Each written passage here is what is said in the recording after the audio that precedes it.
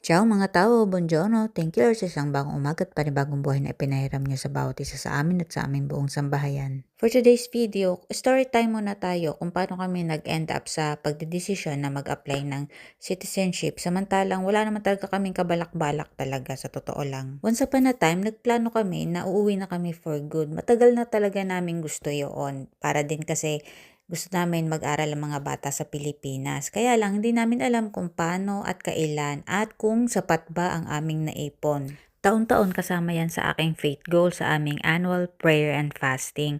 Kasi yan talaga yung gusto namin, yung makauwi. At ayun nga, taong 2020, biglang dumating tong pandemic. In a way, itong pandemic na to parang naging blessing in disguise sa amin eh. Kasi parang siya yung naging katuparan ng prayers namin na makauwi.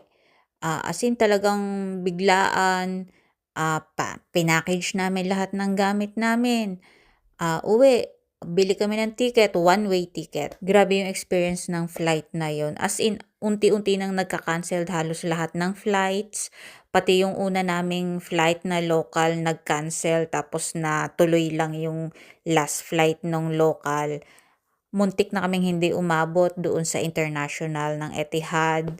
Yung airport para kang as in nasa zombie apocalypse. Ang dilim-dilim ng airport. Yung sa may boarding gate lang ang may ilaw, as in nakakatakot. Tapos pagdating namin kinabukasan sa Manila, nag-lockdown na, as in sarado na. Buti na lang, nakauwi pa kami ng Laguna sa bahay. Nakaabot pa kami ng bahay, then lockdown. Talagang mararamdaman mo how the Lord protected us dun sa biyahe na yon.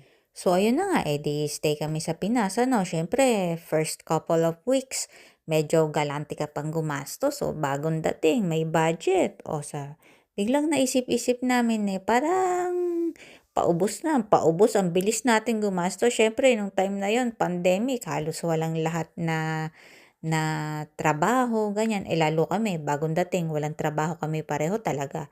Ang hawak lang talaga namin yung kaunting naipon namin, yun lang. Ang dami-daming nangyari at ang dami-dami lalong nagastos.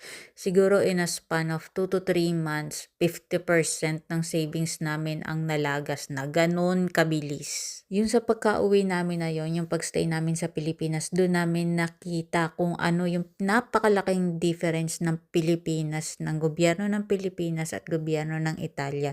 Biruin nyo ha, nasa Pilipinas na kami noon, nakakatanggap pa ako ng ayuda galing sa Italia. As in, tumanggap ako ng 1,000 euros direct sa bangko. Samantalang sa Pilipinas, kung magbigay ng ayuda 4,000, pahihirapan ka pa, may mga requirements pang, may mga hiningi pang ang birth certificate, marriage contract, ganyan.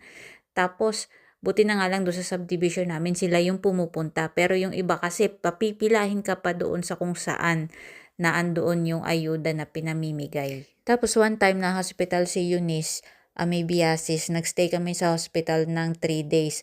Ayun, 30K lagas. Samantalang sa Italia, papasok ka at lalabas ng hospital na wala ka man lang babayaran kahit 5 duling. And to cut the story short, ayun, after 1 year, 4 months, nag-decide na lang din kami ulit na bumalik ng Italy. Kasi talagang wala ang hirap ng life. Parang, ano ba naman tong Pilipinas na to? Ang hirap naman kumita ng 100 piso. Kaya nung pagbalik namin ng Italy, doon namin na-realize na wala. Talagang andito na talaga yung buhay natin, lalo na ng mga bata. Kaya para stable yung status natin dito, it's better na mag-apply ng citizenship. At saka ang isa ring reason kasi doon is andun pa rin naman talaga yung kagustuhan namin na umuwi ng Pilipinas ni Moy. Kumbaga, kung ako tatanungin mo, mas gusto ko mag-retire sa Pilipinas nang hindi ka namomroblema sa dokumento mo na baka ganito, baka ganyan, baka mawala ang pensyon dahil ganito, dahil ganyan. Minsan akala natin tamang-tama na yung mga plano natin. Ang ganda ng mga plano.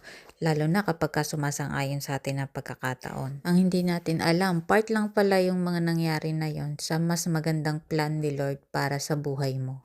Sabi nga sa Proverbs 19:21, many are the plans in a man's heart, but it is the Lord's purpose that will prevail. Nung nasa Pilipinas kami, akala ko ang perfect na ng lahat. As in, talagang lahat kasi ng prayers ko, ibinibigay talaga ni Lord. Lahat ng desire ng puso ko, ibinigay niya for my contentment. Yung pala is just the tip of the iceberg. ito pala talaga yung plano para sa amin ni Lord. And I know in God's time, makakapag-for good din kami sa Pilipinas. Kapit lang. O siya, hanggang dito na lang muna. Parang nagdadrama na yata ako Medyo nag-flashback lang kasi lahat ng nangyari simula nung nag-pandemic hanggang sa ngayon. Pag pinag-connect-connect mo, wow, parang I feel so blessed and super thankful talaga ako kay Lord sa lahat ng nangyari. Kung nakaabot kayo sa part ng video na to, salamat sa panonood. Until next time, ciao!